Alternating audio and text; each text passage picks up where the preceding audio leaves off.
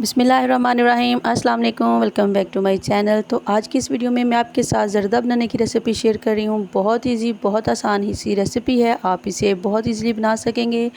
जिन बहनों को नहीं बनाना आता वो पहली बार में ही इतना परफेक्ट ज़र्दा बनाएंगे कि आप खुद भी हैरान रह जाएंगे। तो इसके लिए जो चीज़ें ली हैं वो ये सारी आपके सामने हैं। बिना टाइम को वेस्ट किए चलते हैं चूल्हे की तरफ और साथ साथ मैं आपको बताती जाऊंगी कि इसमें क्या चीज़ कब डालनी है, ठीक है। तो इसके लिए हमने एक कढ़ाई ली और उसमें पानी खुला डाल लेना है। आपने जितने चावल हैं इस हिसाब से लीजिएगा पानी, ताकि जो डबल पानी होगा ना तो अच्छे से बॉयल हो जाएंगे।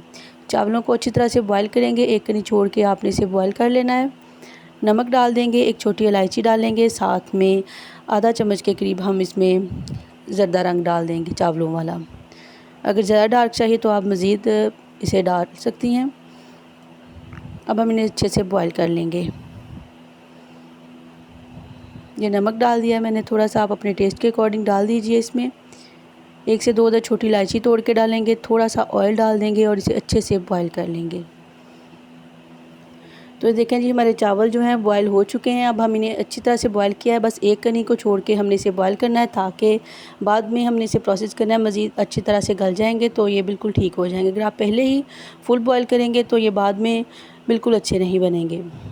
तो अब हम इसे किसी भी चीज़ में डाल के इनका पानी निकाल लेंगे और चावल हम साइड पे रख देंगे। और उसी बर्तन में हमने डाल लेना है 1 कप के करीब दूध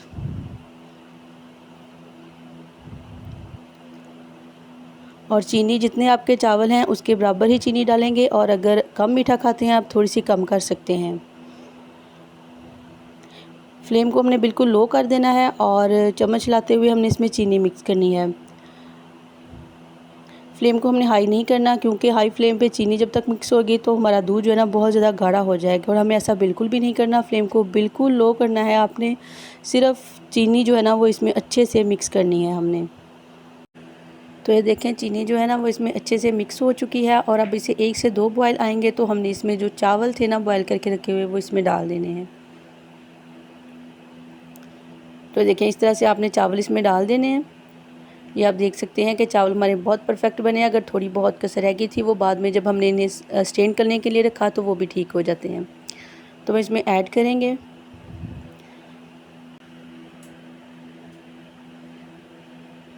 अब हमने चम्मच को जो है ना वो हिलाते हुए इसे अच्छे से मिक्स करना है। बड़े आराम से आपने इसमें चम्मच हिलाना है। फ्लेम को हमने हाई कर देना है इसे।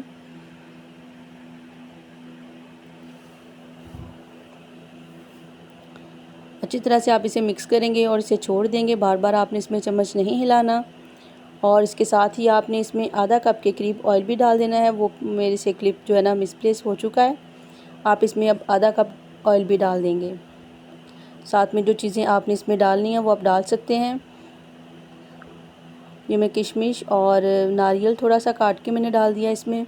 साथ में कुछ बादाम हैं, आपके पास जो चीज़ अवेलेबल हो आप इसमें डाल सकते हैं। ये खजूरें हैं।